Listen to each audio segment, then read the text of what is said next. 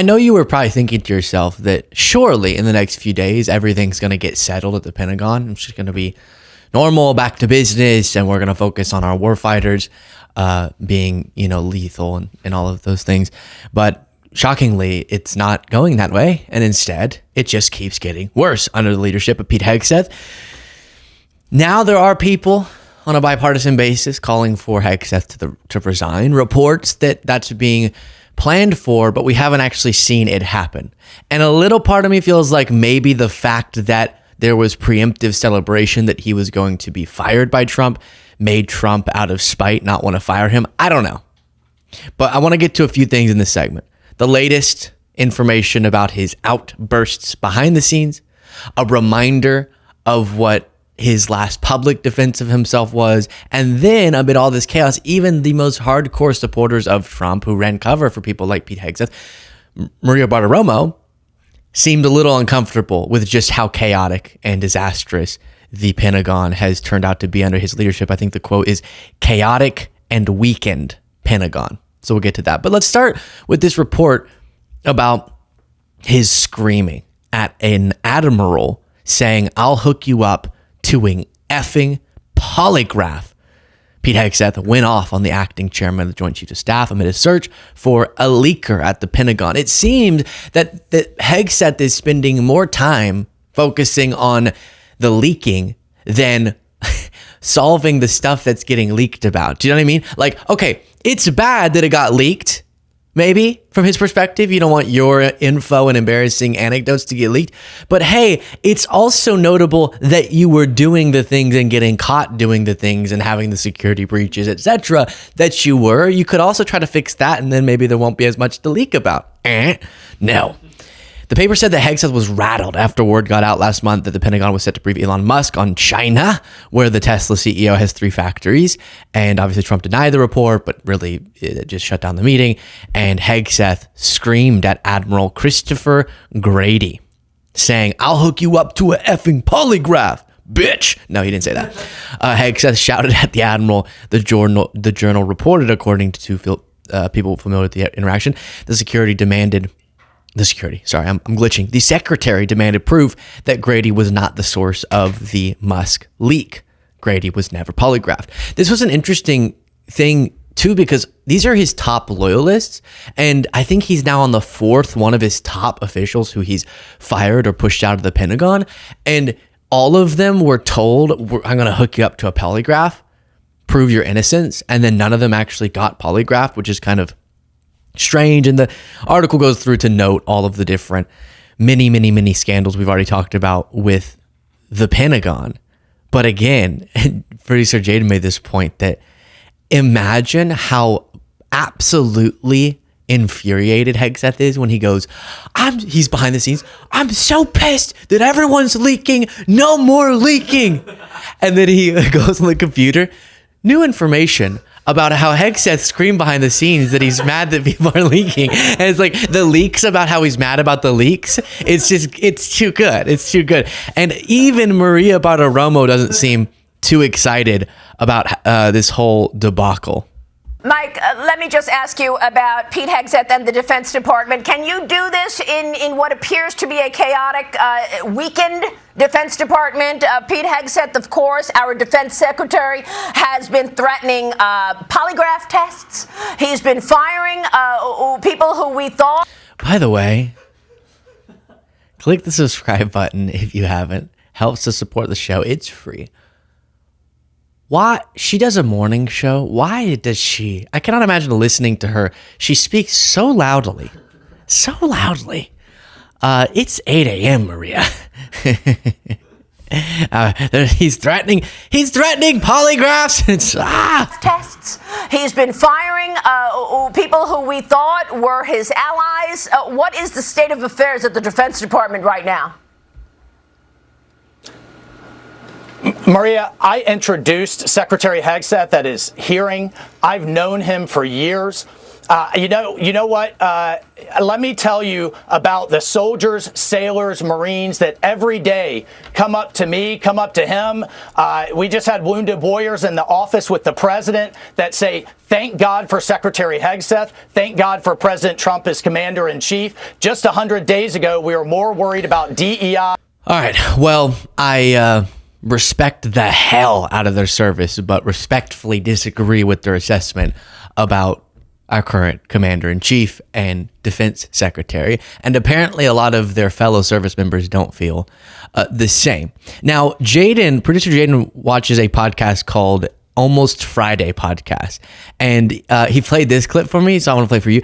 It's interesting hearing guys who clearly aren't like super, super political, but this story seeping into the mainstream so much where it came up on a non-political podcast. Listen to how they discussed Hegseth, or Hegseth, as he says. Did you read the leaked texts from Pete Hegseth? I can't remember his name. I love it. I love the lack of respect. Accidentally. Hegseth? I don't care. From Pete Hegseth, I can't remember his name, sending the war plans to that reporter. No, you were telling me though. Oh my God, it's hilarious. I think he works for the Department of Defense. I don't know. I'm so uneducated.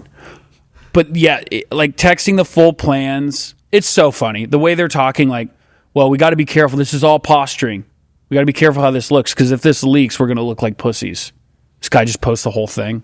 They're like, no, sorry, we actually didn't leak any sensitive information. This journalist is a liar. We might try to sue him because we don't know how he got in here in the first place. But yes, no sensitive information was leaked. And then he goes, okay, if there's no sensitive information, then I will post all of these texts. And now they're like, blast foiled again. Dude, I was just thinking about That's funny, Jane. Yeah, it's so interesting just how politically obsessed people, hearing them talk about his story.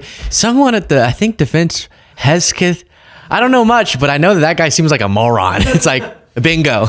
I agree. You picked up on the correct takeaway. And maybe he stumbled across to come to that conclusion. Notable moments like this one from old Pete. And get along to go along. And, start doing Meet the Press and going to the Council on Foreign Relations and spending time with all the new cocktail sipping crowd.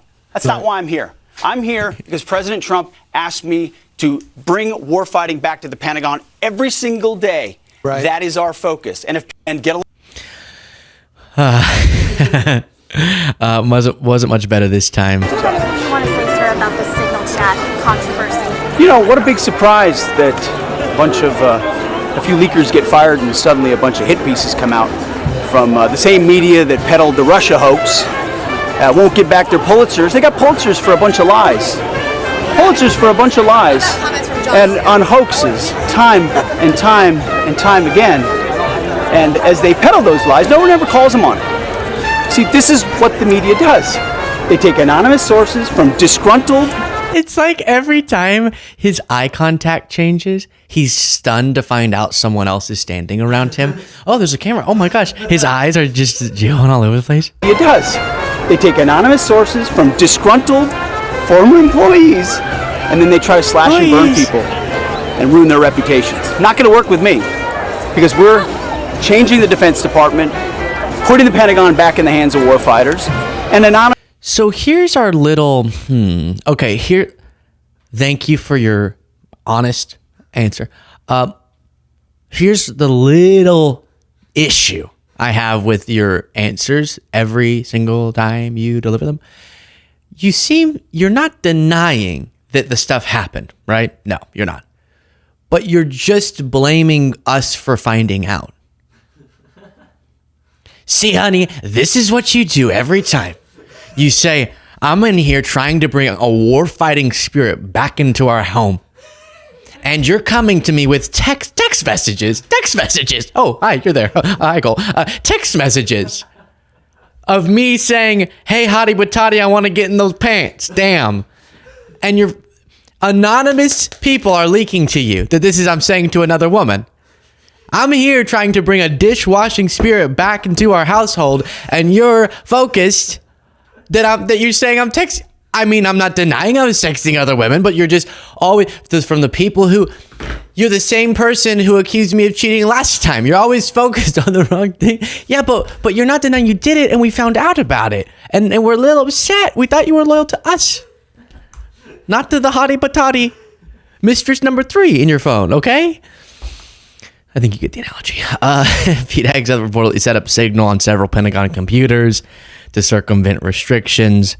And this was an effort to get around a ban on personal phones. And then his personal phone, all of its number, which is a major security breach, was just all around the internet. I mean, just got completely revealed as late as mid-March. And he's using it for all sorts of things. And these are the same people, you know how he says, the same people who brought you Russiagate, which is they mischaracterize what was found out there, what wasn't. But this is the same person who brought you Hillary's emails forever and ever. And he was on Fox News' airwaves saying this is the biggest security breach. He was using a private server for government issues. And now he's using his private phone for government things, and it's not that secure, and people are finding the information about his phone. But we're supposed to be apologetic to him because we found out. But he's not apologetic to us that stuff is even happening, or that he can't actually, I want our military to be focused on the right things as well. And I'm sure at times it got focused on slightly wrong things. I'm sure that could happen. But clearly, you're not the one who's going to be effective at bringing back that warfighting spirit if you're too focused on hooking up your top officials to polygraphs and then firing them before you even get a chance to do. So that's the Pentagon. Things are not getting better. Share your thoughts in the comments.